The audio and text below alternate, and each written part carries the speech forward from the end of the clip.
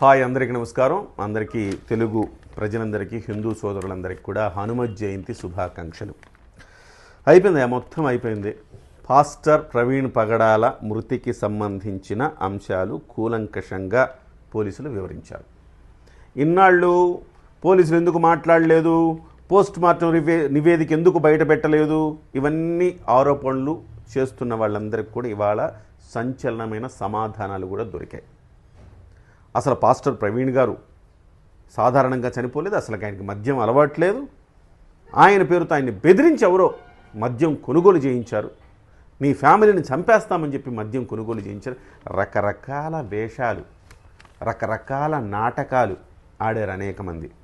వాళ్ళందరికీ కూడా సరైన సమాధానం ఇవాళ ఐజీ అశోక్ గారు చెప్పడం జరిగింది. అశోక్ కుమార్ ఐజీ గారు ఓవరాల్గా ఆయన తేల్చింది ఏంటంటే, తాగిన మత్తులో డ్రైవ్ చేసి ఇష్టానుసారం రూల్స్కు విరుద్ధంగా అక్కడ యాక్సిడెంట్ అయి చనిపోయాడు. ఆయన వెహికల్ని ఎవరూ ఢీ కొట్టలేదు అనేది కూడా పోలీసులు తేల్చారు. మనోడు ఒక్కసారి తాగలేదండి. హైదరాబాద్తో మొదలు పెడితే ప్రయాణం, హైదరాబాద్లో కొన్నాడు, తాగాడు. మళ్ళీ కోదాడ దాకా వెళ్ళేటప్పటికే మత్తు దిగుతూ ఉంది. దిగద్దు మత్తు, ఏమాత్రం దిగద్దు, ఒప్పుకునేదిలే, తగ్గేదేలే అనుకున్నాడు. మళ్ళీ కోదాడలో కొన్నాడు, మళ్ళీ ఎక్కించాడు. మళ్ళీ కోదాడ నుంచి వెళుతూ వెళుతూ వెళుతూ ఏలూరు దాకా వెళ్ళాడు. మధ్యలో విజయవాడలో కొంత సొమ్మసిలినట్టు అయింది. సొమ్మసిలినట్టు అయితే కాస్త రెస్ట్ తీసుకున్నాడు కదా, తగ్గింది. తగ్గంగానే మళ్ళీ ఏలూరులో ఎక్కించాడు. ఎక్కడా తగ్గలేదు. అంటే మనోడి చరిత్ర మొత్తం మనం చూస్తే ఆయనే చెప్పుకున్నది ఏంటంటే, నేను పెద్ద రౌడీని, దాదాని, గూండాని, ఉదయం లేస్తే ఎవరిని కొట్టాలి, కత్తులు, కటార్లు, బాంబులు, వీటి గురించి ఆలోచించేవాడిని, డ్రగ్స్కి అడిక్ట్ అయినాను, ఆ తర్వాత ఒకనైతే చంపేశాడు, మర్డర్ చేశానని చెప్పాడు ఒక వీడియోలో. మా అక్క సిఐ కాబట్టి కాపాడింది. ఇలాంటివన్నీ చెప్పిన వ్యక్తి ఇవాళ కనీసం ఆయన ఇష్టదైవం యేసు ప్రభువుని నమ్ముకున్న తర్వాత అయినా వీటికి దూరంగా ఉండాలిగా, అవి కూడా చేయలేం. బయట మాత్రం చెప్పాడు. సో ఇలాంటి దొంగ పాస్టర్లని నమ్మద్దు. బయట మాత్రం దేవుళ్ళందరూ ఒకటేనండి. ఏ దేవుడి గురించి నేను వ్యతిరేకం కాదు. ఆయన నమ్ముకున్నాడు యేసు ప్రభువుని, ఆయన ఖచ్చితంగా దానికి తగ్గట్టుగా ఆయన ఉండుంటే ఇబ్బంది ఏం లే. ఇవాళ అందరికీ నీతులు చెప్పాడు. ఈయన మాత్రం హైదరాబాద్లో మొదలుపెట్టినప్పటి నుంచి డ్రంక్ అండ్ డ్రైవ్. సరే, మనోడు డ్రంక్ అండ్ డ్రైవ్ చేసాడు, పోయాడు, పర్లా. ప్రవీణ్ పగడాల డ్రంక్ అండ్ డ్రైవ్ చేసి చనిపోయాడు. కానీ అతను వేరే వెహికల్ని ఢీ కొట్టుంటే, ఏదైనా వాహనంలో కారులోనో ఇంకొకళ్ళలోనో ఒక ఫ్యామిలీ వస్తుంటే వాళ్ళని ఢీ కొట్టే ప్రయత్నం చేస్తుంటే, వాళ్ళు ఏదైనా తప్పి ఇలాగా పక్కకు లోయలోకో బ్రిడ్జి కిందకో పడుంటే ఎవరు బాధ్యత వహించాలి? అంటే ఇతనితో పాటు మిగతా వాళ్ళందరూ కూడా సమాజానికి నష్టదాయకం కదా. సో పోలీసులు కొన్ని సంచలనమైన అంశాలు వెల్లడించారు. అతను ఒకసారి కాదు, 2 సార్లు కాదు, 3 సార్లు మద్యం కొన్నాడు. దారిలో 3 సార్లు చిన్న చిన్న ప్రమాదాలు జరిగినాయట. అయినా కానీ తగ్గల మనిషి ఎక్కడ. సో అతనికి ధైర్యం, మనకేం కాదు అన్న ధైర్యం. బహుశా ఆ రకమైన ప్రకృతి తీసుకెళ్ళిపోయేటప్పుడు ఆ రకమైన ధైర్యం ఇస్తుందేమో అని నాకు అనిపిస్తూ ఉంటుంది. మద్యం ఆనవాళ్ళు ఉన్నాయని ఎఫ్ఎస్ఎల్ నివేదిక చెప్పింది. హెడ్లైట్ పగిలిపోయింది, అలాగే అతని కళ్ళద్దాలు కూడా పగిలిపోయినాయి. బుల్లెట్ అట ఎగిరి వెళుతూ ఉన్నప్పుడు చాలా వేగంగా వెళుతున్నాడు అనమాట. ఆ కొత్త వంతెన సంథింగ్, ఆ వంతెన ఏదో ఉంది, ఆ వంతెన దగ్గర 4th గేర్లో ఫాస్ట్గా వెళుతున్నాడంట.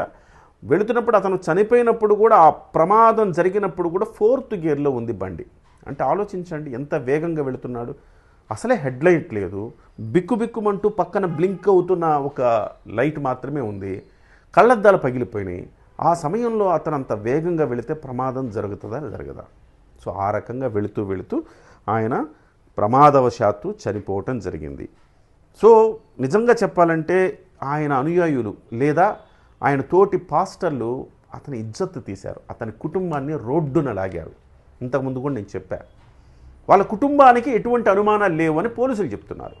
దర్యాప్తు మీద సంతృప్తి ఉంది అని పోలీసులే చెప్తున్నారు. పోలీసులకు వాళ్ళు చెప్పారు, మాకు ఎలాంటి అనుమానం లేదు, మీరు ఒకవేళ దర్యాప్తు చేస్తున్నట్టయితే ఆ దర్యాప్తు మీద కూడా మాకు ఎట్లాంటి అనుమానాలు లేవు, మాకు పరిపూర్ణంగా సంతృప్తిగా ఉన్నాము అని చెప్పేసి పోలీసులకి వాళ్ళు చెప్పారట. ఈ మధ్యలో వాళ్లకు ఏమొచ్చిందండి? పాస్టర్ ప్రవీణ్ పగడాల్ అనే వ్యక్తి ఇంత దారుణంగా 3 సార్లు తాగి ఆద్యంతం, ఆయన ప్రయాణం ఆద్యంతం మత్తులోనే జరిగింది. 3 ప్రమాదాలు జరిగినా ఆయన ఎక్కడ తగ్గలేదు.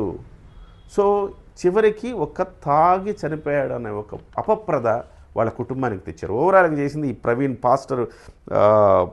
పాస్టర్ ఎవరు అజయ్ కావచ్చు, ఆ హర్ష కుమార్ కావచ్చు. ఆ హర్ష కుమార్కి ఒకసారి బండి ఇవ్వండి, ఇప్పుడు నేను బండిలో నేను వెళ్తా, నేను కిందకు పడతా, అప్పుడు నేను చచ్చిపోతానే చూస్తా అని ఇట్లాంటి నాటకాలన్నీ వేశాడు కదా. ఆ హర్ష కుమార్కి వాళ్ళు ఒక బండి ఇచ్చి పంపించండి. సో మొత్తం మీద క్లియర్ చేసేశారు.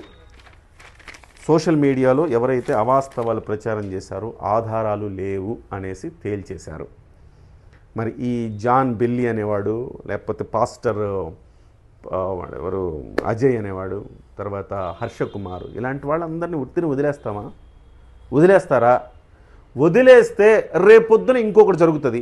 వీళ్ళందరూ సమాజంలో ఒక అన్రెస్ట్ క్రియేట్ చేశారు. చిలువలు పలువలు చేసి దానికి స్టోరీలు అల్లి ఒక రకంగా ప్రభుత్వాన్ని అస్థిరపరిచే కుట్ర చేశారు. జగన్మోహన్ రెడ్డి కోసంగా వీళ్ళంతా కుట్ర చేశారు. ఆ జాన్ బెల్లి అనేవాడిని పట్టుకుంటే జగన్మోహన్ రెడ్డి అనుయాయుడని తెలిసింది. సో 4 పీకితే నా దగ్గర ఏం ఆధారాలు లేవండి అన్నాడంట. ఆధారం లేకుండా ఎట్లా ఆరోపణలు చేస్తారు? ఉద్యమాలు చేశారు, ర్యాలీలు చేశారు, అందరం సంఘటితం అవ్వాలన్నారు, క్రిస్టియన్ సోదరులందరినీ రెచ్చగొట్టారు. అలాగే క్రిస్టియన్ సోదరులతో ఆపలా ముస్లింలను కూడా రెచ్చగొట్టారు. మనిద్దరం ఒకటే, క్రిస్టియన్లు ముస్లింలు ఒక తండ్రి బిడ్డలం, మనం హిందువుల మీద పోరాడాలని చెప్పారు. ఏమన్నా ఉందా? అంటే మీరు కుట్ర దీని వెనక కుట్రను ఛేదించాల్సిన అవసరం ఉంది. పోలీసులు ఇక్కడతో దీన్ని ఆపద్దు, దీని వెనకన కుట్రను ఛేదించాలి. ఒక్కొక్కడికి పోలీస్ ట్రీట్మెంట్ రుచి చూపించాలి. ఆల్రెడీ ఇంతకుముందు నేను ఒక వీడియో చేశాను. యూట్యూబర్లందరికీ నోటీసులు ఇచ్చారు. వాళ్ళందరినీ కూడా అవాస్తవాల ప్రచారం చేసి ఇట్లా మత విద్వేషాలు రెచ్చగొడుతూ ప్రోగ్రాములు చేసి వ్యూస్ కోసం సమాజ హితం కాని కార్యక్రమాలు చేస్తున్న యూట్యూబర్లందరినీ పోలీస్ స్టేషన్కి పిలిపిస్తూ ఉన్నారు. ఇవాళ హ్యాట్స్ ఆఫ్. పోలీసులు వ్యవహరించిన తీరు అద్భుతం అని చెప్పాలి. ఇవాళ కూటమి ప్రభుత్వం కావచ్చు, పోలీసులు కావచ్చు, వ్యవహరించిన తీరు చాలా బాగుంది. ఎందుకంటే కావేశాలు ఉన్న చప్పుడు ఇవన్నీ పోలీసులకు ముందే తెలుసు. కానీ పోలీసులు ముందుగానే ఇది వాస్తవాలు ఒకేసారి వెల్లడిస్తే కావేశాల మధ్య మరింత మారణ హోమం సృష్టించడానికి ఈ గ్యాంగ్ రెడీ అయిపోయింది. ఈ గ్యాంగ్కి వెనక నాయకత్వం వహించిన వాళ్ళు ఎవరు? గతంలో మనం చూసాం. జగన్మోహన్ రెడ్డి తండ్రి గారైన రాజశేఖర రెడ్డి గారు మత కల్లోలాలు, మత విద్వేషాలు రెచ్చగొట్టారు హైదరాబాద్లో. ఆ అంశాన్ని మనం ఎవరూ మర్చిపోలేం. సో ప్రభుత్వాన్ని అస్థిరపరిచేందుకు మత కల్లోలాలు సృష్టించారు. కానీ అక్కడ ముస్లిమ్స్ కంటే కూడా క్రిస్టియన్స్ కాస్త బలంగా ఉన్నారు కాబట్టి ఆయా జిల్లాల్లో ఇవాళ ఆయన తనయుడు జగన్మోహన్ రెడ్డి గారు ఏమైనా మళ్ళీ అలాంటి ప్రయత్నం చేశారా? మొత్తం నిగ్గు తేల్చాల్సిన అవసరం ఉంది. సుదీర్ఘంగా లోతుగా దర్యాప్తు చేస్తే వాస్తవాలన్నీ బయటకు వచ్చే అవకాశం ఉంది. మరొక్కసారి ఇలాంటి ప్రమాదాల సందర్భంలో మత విద్వేషాలు రెచ్చగొట్టే పనులు చేయకుండా పోలీసులు దీని మీద తగిన చర్యలు తీసుకోవాల్సిన అవసరం ఉంది. ఎనివే, పోలీసులకు హ్యాట్స్ ఆఫ్. అలాగే ప్రవీణ్ పగడాల కుటుంబానికి ప్రగాఢ సానుభూతి. నమస్తే.